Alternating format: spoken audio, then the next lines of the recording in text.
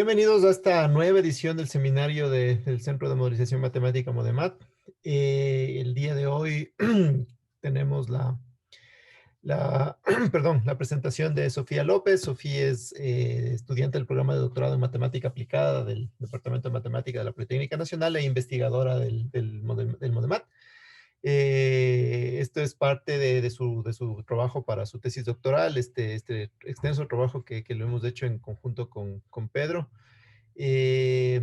Entonces, bueno, no quiero hablar más, ya les dejo con Sofi para que ella nos muestre su trabajo. Sofi, bienvenida, la audiencia queda en tus manos.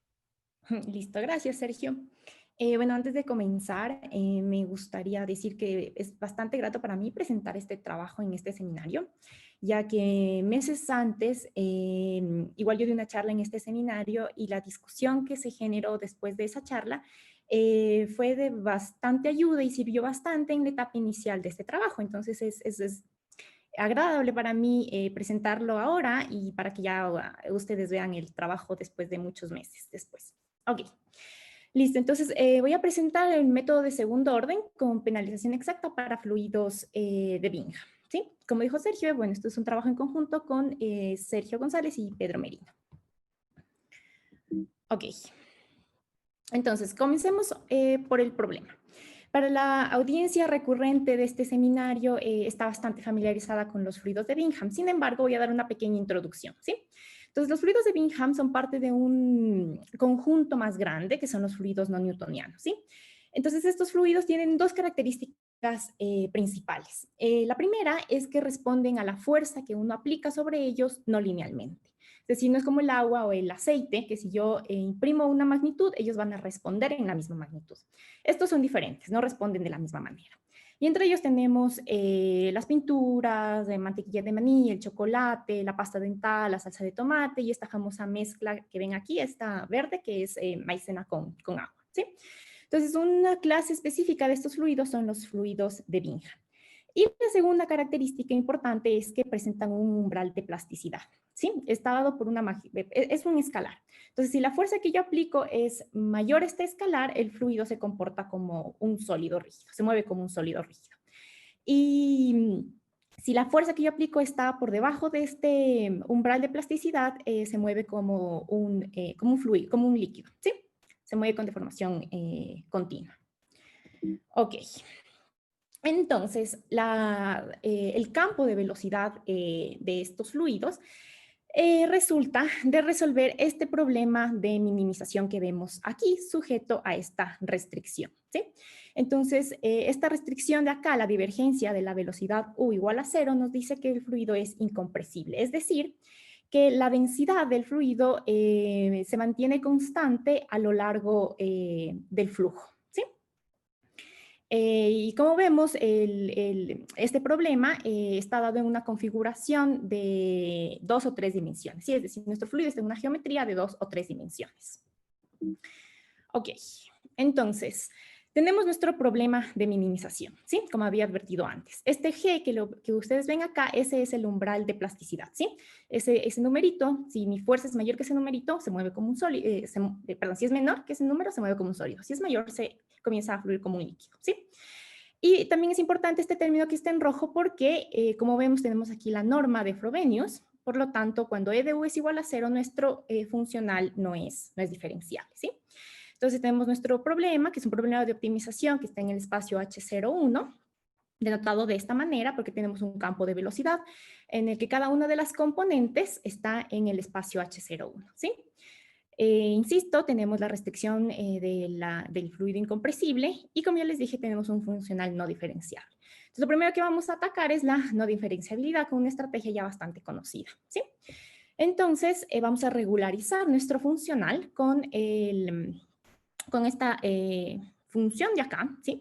Que es una regularización local de la norma de Frobenius, ¿sí? Introducimos este parámetro beta que vemos acá.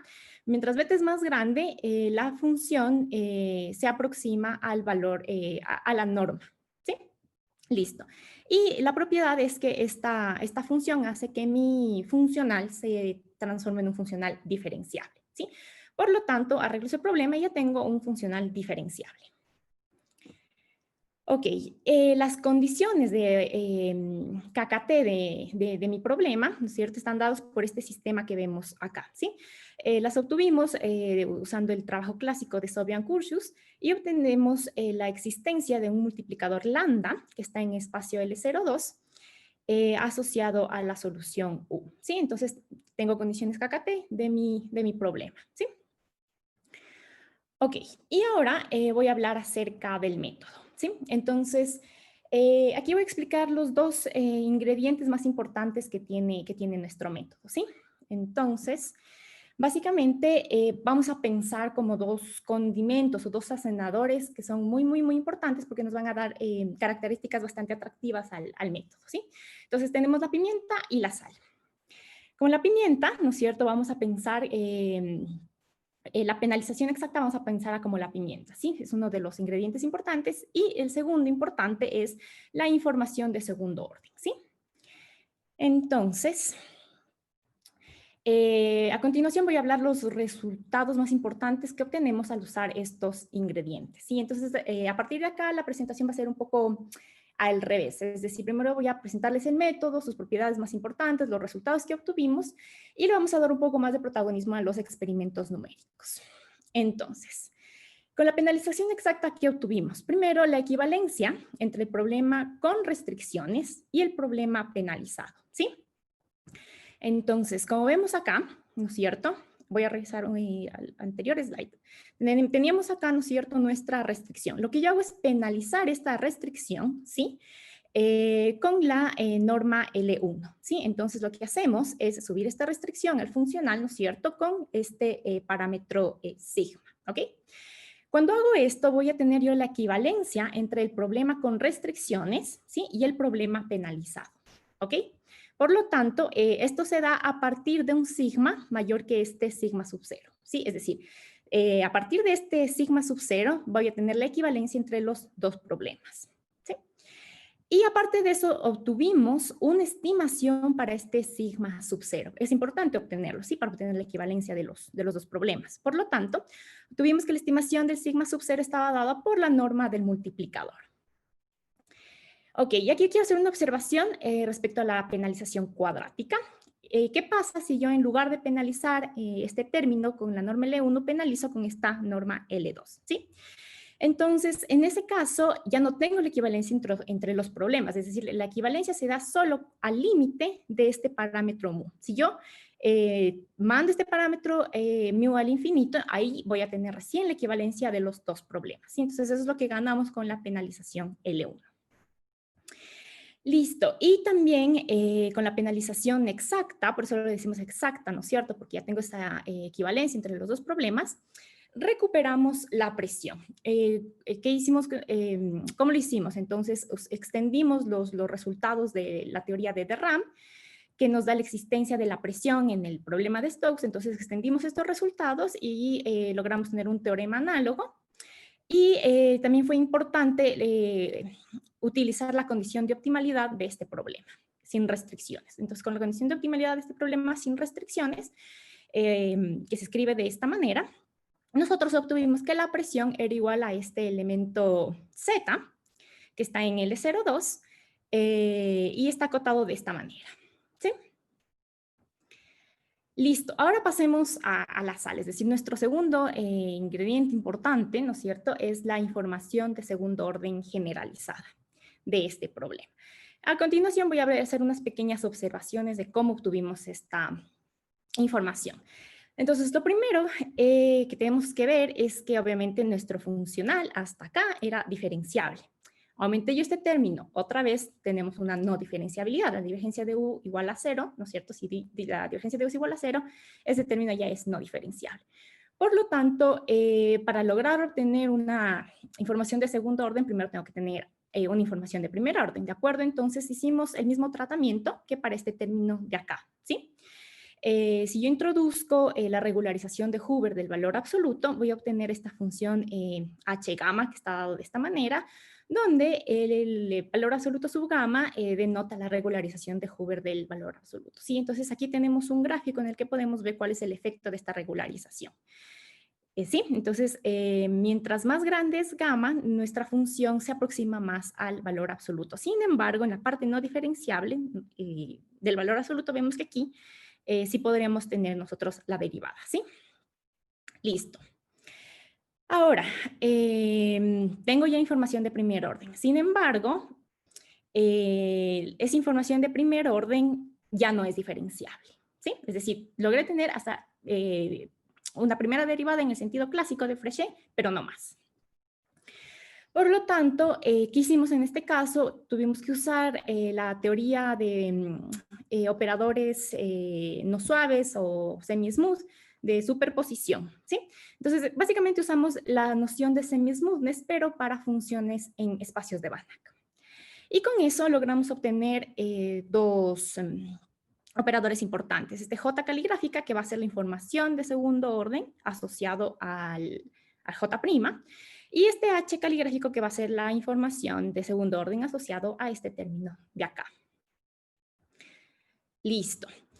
Con esa información de segundo orden, ¿no es cierto?, construimos este operador G, ¿no es cierto?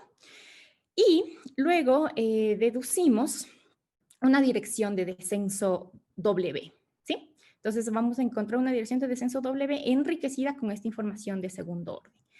Y a partir de ahí encontramos esta cota bastante interesante, ¿sí? Entonces, cuando analizamos la divergencia en la dirección, vimos que estaba acotado por este término de acá. Y aquí aparece algo súper importante, ya que recuerden, gamma es nuestro parámetro asociado a la regularización de Hubert. Mientras más grande es ese parámetro, más yo aproximo el valor absoluto, ¿no es cierto? Sin embargo, como aparece acá en esta cota, si yo tiendo gamma al infinito, la divergencia de mi dirección de descenso va a tender a cero, ¿sí? Es decir, se aproxima a cero. Y eso es algo muy importante, ya que si yo hago un algoritmo de descenso con una dirección que me satisface las restricciones, en cada iteración, ¿no es cierto?, mi solución va a satisfacer las restricciones en cada una de las iteraciones, ¿sí? Por lo tanto, gracias a eso, nosotros construimos, vamos a construir nuestra dirección de descenso como la solución de este sistema que vemos acá, ¿sí? Entonces, en el lado derecho tenemos la parte diferenciable de nuestro funcional J, la primera derivada de nuestro funcional J, y en la parte izquierda tenemos la información de segundo orden. Resolvemos este sistema y obtenemos nuestra dirección W. Listo, entonces, con estos dos ingredientes, con estos dos sazonadores, ¿no es cierto?, la penalización exacta más la información de segundo orden, nosotros introducimos el siguiente algoritmo, ¿sí? Es un algoritmo de descenso, entonces comenzamos inicializando nuestro problema con una solución inicial que satisface la restricción, ¿sí? Si el algoritmo no cumple el criterio de parada, entonces calculamos la primera derivada. Luego resolvemos este sistema, ¿no es cierto?, para encontrar nuestra dirección de descenso, que está enriquecida por este G caligráfico, que es la información de segundo orden. Es decir, enriquecemos la dirección de descenso con la información de la curvatura. Luego hacemos un proceso de búsqueda lineal, encontramos el paso y actualizamos la solución, ¿sí?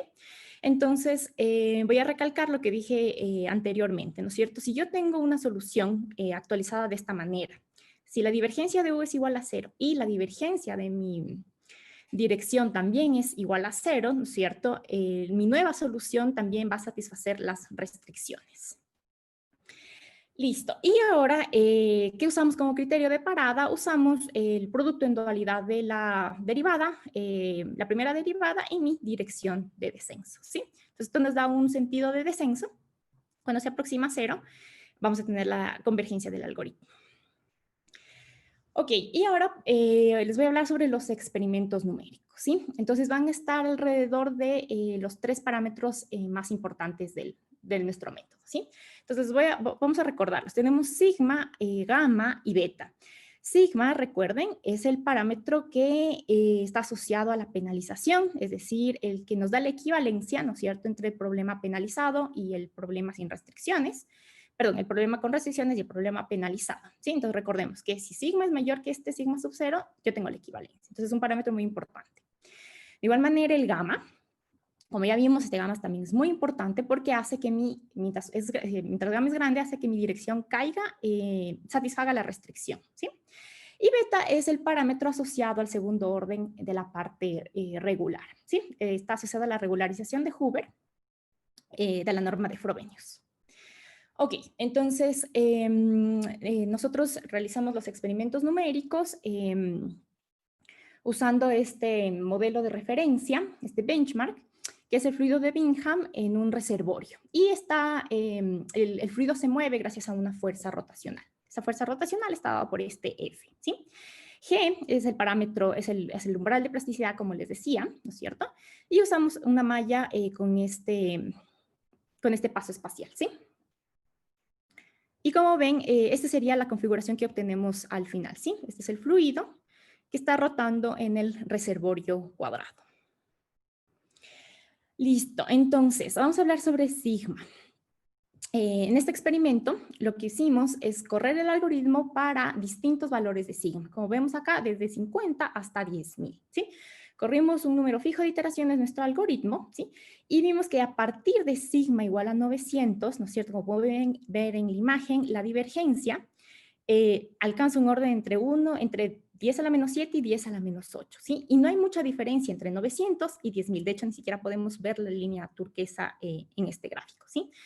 Por lo tanto, eso nos da una idea de que nuestro parámetro sigma sub 0, ¿no es cierto?, está cercano a 900. Y recuerden que nosotros habíamos encontrado una estimación para ese sigma sub 0, ¿sí? Entonces dijimos el sigma sub 0 está acotado básicamente por la norma del multiplicador, ¿sí? Entonces, lo que hicimos fue coger este parámetro, el más grande, el sigma igual a 10.000, y correr nuestro algoritmo 1.000 iteraciones, ¿sí? Y eso tomamos como solución, ¿sí? Y usando esa solución, encontramos la norma del multiplicador y encontramos que efectivamente se acerca a 900, es decir, nuestra estimación teórica, ¿sí? Comprobamos numéricamente nuestra estimación teórica. ¿Cuál es la mala noticia? Que nuestra estimación depende del multiplicador y el multiplicador está dado en la solución. Es decir, a priori no puedo tener un sigma sub 0, ¿sí? Sin embargo, bueno, en este caso, con una solución aproximada, ¿no es cierto? Calculamos la norma del multiplicador y vemos que la estimación es bastante acertada, ¿sí? La estimación teórica. Ok. El siguiente parámetro importante es este parámetro gamma, ¿no es cierto? Como ya vimos, es muy importante ya que hace que nuestras direcciones satisfagan la restricción del problema. Entonces aquí les voy a mostrar algunas tablas con distintos parámetros gamma. Esta es la primera, ¿sí? También varío beta y varío sigma. Pero sigma ya tomo a partir de 900 porque ya sé que a partir de ahí tengo la equivalencia de los problemas. Entonces, como vemos acá, el algoritmo no converge. Pusimos 100 iteraciones para cada uno de estos parámetros. Nuestro criterio de parada nunca desciende. De hecho, el funcional comienza a subir y no obtenemos la convergencia del método. Es decir, el parámetro gamma es muy, muy importante.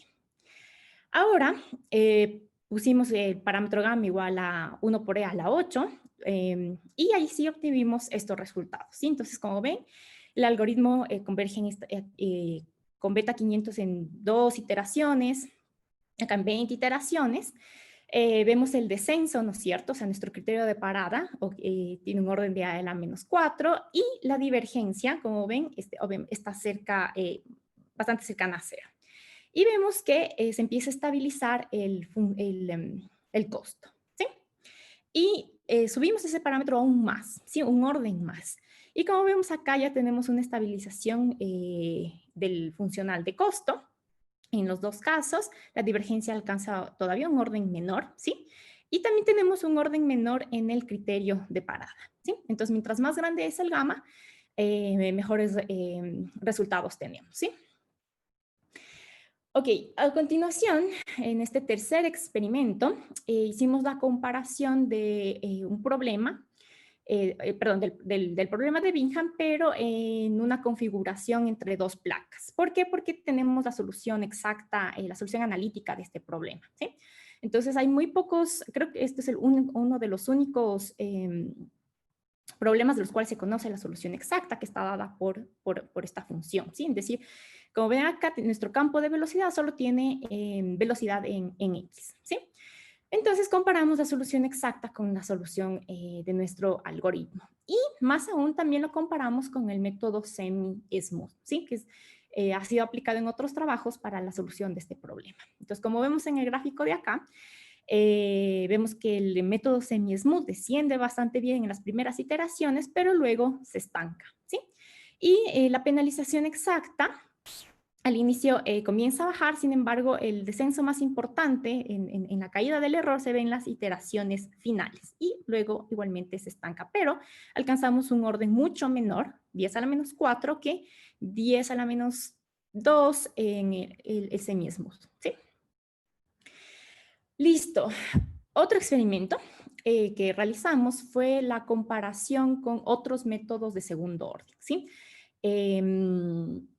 Había hablado al inicio sobre la penalización cuadrática, ¿no es cierto? Entonces, también comparamos el algoritmo usando una penalización cuadrática, ¿sí? Entonces, como pueden ver acá, estoy presentando igual el comportamiento de la divergencia. Y como vemos, la penalización exacta con la norma L1 alcanza valores de la divergencia mucho más menores respecto a la penalización cuadrática, que son las líneas sólidas y coloridas, y también que el método semi-smooth, ¿sí? Ok. Y aquí tengo experimentos en 3 dimensiones, ¿sí? Entonces también aplicamos nuestro método a una configuración más compleja porque como usamos elementos finitos, por lo tanto, obviamente el costo computacional aumenta, ¿sí? Entonces, en este experimento tenemos un fluido en una geometría cúbica, en un cubo, y el flujo se da debido a una caída de la presión, ¿sí? Aquí tenemos el campo de la velocidad, ¿sí? Y acá tenemos las zonas rígidas del fluido. Entonces, en la parte azul, en esas zonas, el fluido se mueve como un sólido rígido. Aquí está en la parte central del cubo. Lo que hicimos en este experimento igual es comparar la ejecución del algoritmo de penalización exacta con el algoritmo semi-smooth, ¿sí? Entonces usamos algunos cores de 2 hasta 24 y vemos que el tiempo de ejecución de la penalización exacta, ¿no es cierto?, es bastante menor que el del semi-smooth. Y esto es un poco predecible ya que el sistema que resuelve el método semi-smooth es muchísimo más grande que el de la penalización exacta, ¿sí? Sin embargo, vemos que al usar más cores, la aceleración del algoritmo es un poco mejor, ligeramente mejor que la del semi-smooth, ¿sí? Y eso se traduce también en la eficiencia del algoritmo. Entonces, estos experimentos se corrieron en el laboratorio de cálculo científico del MODEMAT, ¿sí? En el conocido KINDE. Listo, entonces hasta acá les he presentado las características más atractivas de nuestro método, ¿sí? Y voy a entrar ahorita a la parte más técnica, ¿sí? Entonces, quiero recordarles, ¿no es cierto?, que nuestra información de segundo orden no es una información clásica, ¿no es cierto?, sino les había dicho que viene de la teoría de operadores de superposición no suaves, ¿sí? Entonces, ¿cuál es el problema? En la primera derivada, ¿no es cierto?, de la parte J, ¿no es cierto?, yo me encuentro con este término de acá, ¿sí?, que no es diferenciable. Y lo mismo, un término bastante parecido, ¿no es cierto?, para el término de la penalización exacta, ¿sí? Entonces, estos operadores de aquí ya no están definidos en un espacio de dimensión finita, sino tenemos espacios funcionales. Por lo tanto, teníamos que encontrar elementos que tengan información de segundo orden, pero ya en espacios de dimensión finita, es decir, usando la noción de semi-smoothness en espacios de dimensión infinita, perdón. Por lo tanto, bueno, ya les dije, usamos esta noción de semi-smoothness en espacios de Banach. Y lo que hicimos fue lo siguiente, tuvimos que construir estos operadores de superposición de dados de esta manera, ¿sí? Entonces, la idea detrás de esto es que nuestros operadores complejos se vean como la composición de una función phi minúscula que vemos acá, que está en un espacio de dimensión finita, ¿sí? Está en Rn. Y la función interna, esa sí está en los espacios funcionales. Y esta sería la definición general. Eso aplicamos a nuestros operadores que están aquí en rojo, ¿sí? Los construimos como la composición de una función en dimensión finita como una función en espacios funcionales, ¿sí? Y con eso usamos esta definición de semi-smoothness en esos espacios. Como ustedes pueden ver, la definición es bastante similar a la que tendríamos en RN. Sin embargo, el elemento que yo estoy buscando, que va a ser el papel el elemento que me da esa información de segundo orden, es este G que está aquí en rojo. En dimensión finita yo lo buscaba en el, jacobiano generalizado de Clark. Sin embargo, eso ya no lo puedo obtener en espacios de dimensión infinita, ¿sí? Por lo tanto, buscamos en este diferencial más general, ¿sí? Que está dado básicamente por una parte que pertenece ahora sí al subdiferencial, al jacobiano generalizado de Clark, esta parte M, corresponde al elemento del subdiferencial de Clark en dimensión finita por la derivada de mi función en espacios de Banach, ¿sí? Bueno, entonces con eso obtuvimos estos elementos de segundo orden, ¿sí? Que para el primer término lo denotamos por G y para el segundo término conflictivo por K. Y están dados de esta manera, ¿sí? Ok, entonces, para obtener ya la información de segundo orden general, recuerden el H y el J caligráfico que había al inicio, básicamente integramos y obtenemos ya nuestra información de segundo orden G. ¿Sí? Y ahora les voy a hablar sobre un detallito en la dirección de descenso. ¿Sí? Recordemos, ¿no es cierto?, que nuestro funcional con la penalización exacta no es diferenciable. Por lo tanto, si yo busco la dirección del profundo descenso, la dirección del profundo descenso va a estar dada por la proyección del elemento cero en el subdiferencial de mi función. Es decir, tengo que encontrar el D, ¿no es cierto?, de esta forma.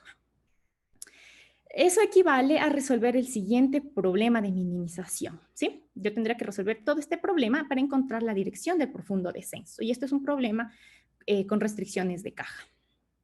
Porque este Z se encuentra en la bola, en una bola, ¿sí? Sin embargo, recordemos que yo había encontrado esta cota muy interesante que hacía que mi dirección, ¿no es cierto?, si gamma tendía al infinito, la divergencia de mi dirección se hace igual a cero, ¿sí? Y por lo tanto, la actualización de la solución también cumplía la restricción. Y es aquí que vimos que no era necesario resolver todo este problema, ¿sí? Si en cada iteración mi funcional satisface la restricción, yo no necesito calcular esta dirección de descenso, sino simplemente uso la dirección de la parte regular, ¿sí?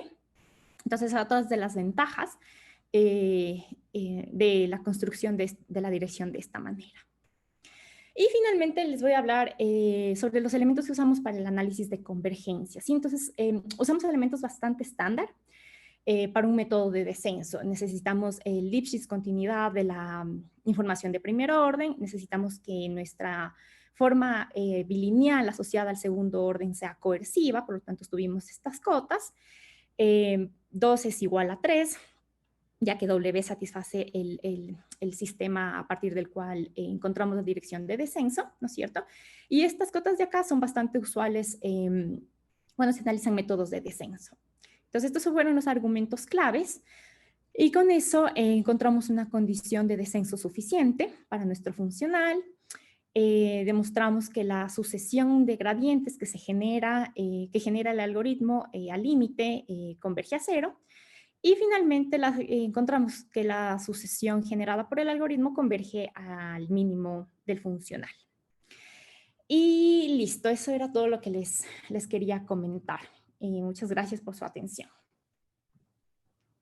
Muchísimas gracias, Sofi. Súper interesante la charla. Y llega el momento de las preguntas, por favor, preguntas, comentarios.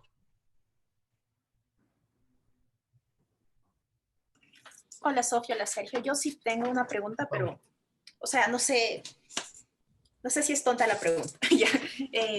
¿Puedes, por favor, regresarte al slide 4? Ok. De los primeritos.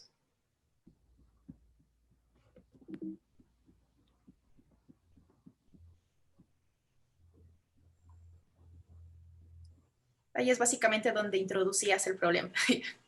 Ya, ok, espérame un momento. Claro. Ayudo. Ok. ¿Aquí? ¿Por qué dije 4? Sí, ya. Tú Ya. trabajas con un problema que en principio es no diferenciable y trabajas y utilizas la regularización de Hubble para tener las propiedades diferenciables y que puedas trabajar. Ahora, yo no sé si es que es posible trabajar o sea, no regularizar, trabajar directamente con el problema no diferenciable. Con este de acá. Sí, ahora te digo que no sé si es que es posible porque tú después aumentas las cosas, aumentas la parte no diferenciable y después te queda un problema como con una parte buena, una parte diferenciable y una parte no diferenciable. Y en base a eso haces todo tu análisis. Ahora, yo no sé si es que es posible desde el principio no regularizar y trabajar todo, o sea, ya te quedaría un problema con dos partes no diferenciables. Entonces, no sé si es que es posible, si es que se ha intentado o no es factible hacer eso. Esa es mi pregunta. Ya. Ya, no, sí, muy buena pregunta, Pau. De hecho, sí sería, sí es posible. Ya no regularizaría esta parte y tendría que encontrar una especie de información de primer orden, ¿no es cierto? Ya sea en el subdiferencial de Bulligan o en el Claro. subdiferencial de Clark, y usar ese elemento en el método de descenso, ¿sí? Entonces, sí sería posible. Obviamente, la información de segundo orden ya no sería la misma, tendríamos que trabajar en eso, pero sí es posible. Pero obviamente la lógica del algoritmo ya cambia, ¿no es cierto? Claro. También cambia cómo se analiza la convergencia, ya no tenemos esas propiedades chéveres de la información de primer orden, necesito Lipschitz continuidad y necesito coercividad y algunas cosas, pero sí, sí sería posible. Y de hecho, o sea, sería importante trabajarlo esto a futuro, pero sí sería, sí es posible usando otra información en el subdiferencial. O sea, podría ser el subdiferencial o podríamos coger elementos de tal vez de la derivada direccional, pero claro, o sea, hay que ver cómo se trabaja luego la información de segundo orden, pero sí sería posible, sí sería interesante también hacerlo. Claro, y en base, o sea, siguiendo esta misma línea, pienso que hacer ese cambio no sería algo simple, sería algo como súper complicado y bueno, no sé si es que podrías contestar porque obviamente no es algo que has hecho como, ¿qué ventajas tendría? O sea, es como, se tendría que invertir como que mucho tiempo para hacer ese cambio, para trabajar sin la regularización, para trabajar con el problema no diferenciable y los resultados serían parecidos, cambiarían mucho, mejorarían mucho, o sea, es como, vale la pena trabajar sin la regularización, básicamente. Sí, o sea, sí, la respuesta es sí, sí vale la pena trabajar sin la regularización. También porque, o sea, la regularización a la final es siempre, estamos modificando el funcional, ¿no es cierto? O sea, este funcional acá está modificado y nosotros trabajamos con este funcional de acá, ¿sí? Entonces, en configuraciones más simples, como por ejemplo en una tubería, no va a haber mucha diferencia entre problema regularizado y no regularizado. Pero en geometrías mucho más complicadas, tal vez sí se ven esas diferencias, ¿sí? Especialmente cuando analizas las partes sólidas y las partes en las cuales el fluido se mueve como un líquido. En configuraciones más complejas, hay unas investigaciones en las cuales sí se nota una ligera diferencia. Entonces, sí hay bastante interés en la comunidad, o sea, se habría bastante interés en la comunidad para no trabajar con el funcional regularizado, sino con el original. Entonces, sí, definitivamente sí sería algo súper interesante y sí. ¿Y cuál era la segunda parte de la pregunta? Perdón, Pau. No solo eso, ya me contestaste. Okay. Ya. O sea, sí, sí es importante y sí hay interés, habría mucho interés. Ya, listo, gracias, Sofi. Sofi, perdón, si me permiten completar un poquito la discusión. Sí, tu pregunta, Pau, es bien pertinente, solo que ir de una a resolver el problema no regularizado es como una estrategia, o es bastante complejo. Entonces, digamos, este es un primer paso justamente para ir a la resolución del problema no regularizado completamente y que ya lo hemos pensado, digamos, en un esquema, de pronto puede ser un ADMM, en la que puedes partir el problema en dos subproblemas. Entonces, esa es una de las estrategias que habíamos pensado Y lógicamente, o sea, justamente lo que mencionaron es que si se toma en cuenta directamente sin regularizar solamente una aproximación non-smooth, implicaría bastante más, digamos, análisis en cuanto a la diferenciabilidad generalizada de los operadores involucrados, y eso todavía está digamos, tarea pendiente.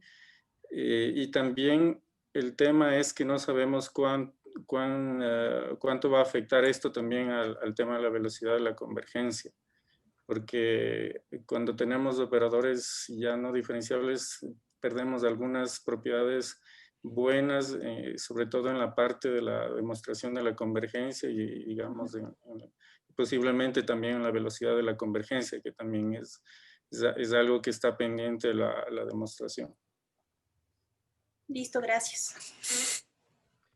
¿Más preguntas, comentarios? Yo tengo una pregunta.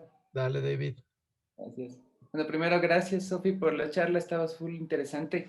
No sé si podemos ir a la parte de los experimentos. Hay una cosa que no tengo claro.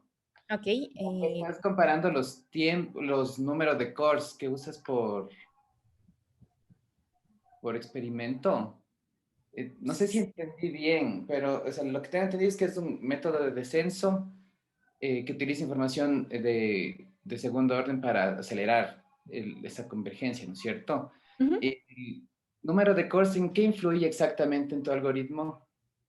Ya, o sea, bueno, en este experimento básicamente queríamos analizar un poco la escalabilidad del algoritmo y algo que tal vez es muy pertinente decirlo ahorita, gracias por la pregunta, es que, bueno, hicimos los experimentos usando el software Phoenix.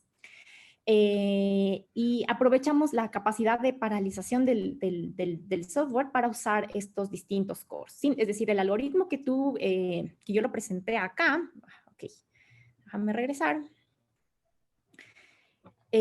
Nosotros implementamos este algoritmo tal y como está, ¿sí? Entonces, nos aventajamos, ¿no es cierto?, de la capacidad de paralización que tiene Phoenix, ¿no es cierto?, para resolver este mismo algoritmo, ¿sí?, en algunos cores, ¿sí? Es Pero a decir, eso me refiero que el algoritmo es serial, o sea, en cierto modo. O sea, el único lugar donde podría meter algo de paralelismo es en la resolución de los sistemas lineales, ¿o estoy...? exactamente, sí, Ok. exactamente. Ajá, entonces la ventaja es que, claro, ay, perdón, estoy en otro experimento. Exacto. La ventaja es usar distintos números de cores para la resolución de ese sistema, ¿sí? Entonces, por eso mismo lo comparamos con el semi-smooth, porque el sistema que tiene que resolver este método es muchísimo más grande, ¿sí? Que el método de penalización exacta. Entonces, ahí se ve la diferencia de tiempos usando los distintos cores. Pero sí, o sea, la paralización se da en el sistema que tenemos que resolver para encontrar la dirección de descenso. Sí, efectivamente. Y tengo otra curiosidad con respecto a lo que estábamos hablando de la regularización versus no regularización. Bueno, yo estoy trabajando en un problema que tiene que ver con no regularizar, en particular no regularizar la variación total, que es algo parecido al término que tienes primerito. Uh-huh. Cuando tratas de hacer eso en dimensión infinita, bueno, o sea, es mucho más complejo, me imagino, ¿no? O sea, el rato que tengas que, digamos, moverte a un esquema no diferenciable, cuando trabajas en dimensión infinita ya no tienes, o sea, por ejemplo, esta noción de Bulligand cambia, ¿no es cierto? Entonces, no sé si tienen alguna perspectiva para el futuro para trabajarle y con qué técnicas pensarían en trabajarle. A ver, espérame un momento, déjame, justo era esa parte de los detalles técnicos. O sea, justo lo que les decía, ¿no es cierto? Estoy en dimensión finita, estoy buscando este elemento, pero ya no busco, pero en dimensión finita busco en el jacobiano generalizado de Clark, ¿no es cierto? Sin embargo, en dimensión infinita ya no funciona porque ya no tengo el teorema de Radamacher, ¿sí? Entonces, en ese caso, construimos estos operadores de superposición, ¿no es cierto?, para poder encontrar este elemento en este diferencial ya mucho más general, ¿sí? Entonces, lo chévere es que tiene una parte que está a dimensión finita y una parte que está en dimensión, en espacios de Banach, ¿sí? Entonces, aprovechas que esta función esté en dimensión finita y ahí encuentras este elemento, ¿sí?, que es el que nosotros conocemos este elemento está en el... en el subdiferencial de... Okay. Claro, exacto. O sea, tu elemento del subdiferencial generalizado se construye, piensa en I igual a 1, ¿sí? Ahorita piensa en I igual a 1. Lipschitz continuo, ¿no es cierto? Sí, exactamente, sí. Entonces, esas suposiciones no les puse, pero obviamente para encontrar este subdiferencial necesito que esta función f sea diferenciable, o sea, Fréchet diferenciable, y que sea Lipschitz continua. Y por otro lado... perdón. Pero phi también debería ser Lipschitz continua, ¿no? Y phi debe ser semi-smooth y Lipschitz continua, exactamente, ¿sí? Okay. Entonces, todos esos detalles no los puse en la presentación, pero sí tenemos que probar que tanto esta como esta tienen que cumplir esas condiciones, ¿sí? Entonces, nosotros tuvimos que construir estos dos operadores acá de esa manera, ¿sí? Como una parte, una función...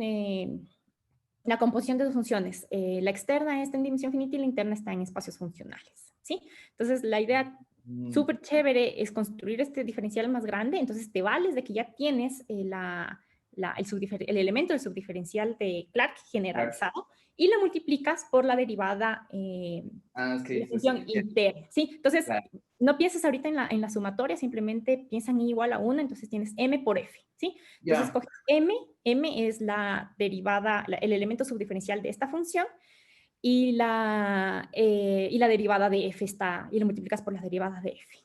Ok. Eso es todo. Perfecto. Muchas gracias, Sofi. Súper bien. Chévere. ¿Alguna otra pregunta, comentario?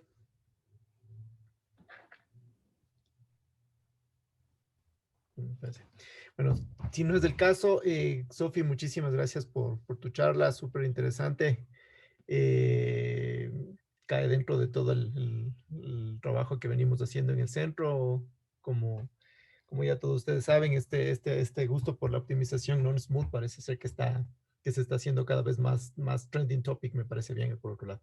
Les agradezco un mundo su participación, su presencia, decirles que el seminario todavía va a seguir activo al menos unas 3 semanas más, luego posiblemente hagamos una pausa, entre otras cosas, para dar apoyo y participar también en el ciclo de conferencias que se encuentra organizando ahora el Departamento de Matemáticas. Ya les daremos saber a todos mediante nuestros canales de comunicación también de este evento y de la participación que tendremos los investigadores del centro en ese ciclo de conferencias. Muchísimas gracias nuevamente por su presencia. Por favor, sigan sanos y salvos. Las recomendaciones de siempre en esta época de pandemia, y les esperamos la próxima semana. Ya haremos público la invitación para la siguiente charla. Gracias, un buen día. Gracias a todos, suerte. Gracias, Sergio. Igual, cuídense, muchachos. Chao, un buen día a todos. Chao. Chao. Chao, un buen día, hasta luego.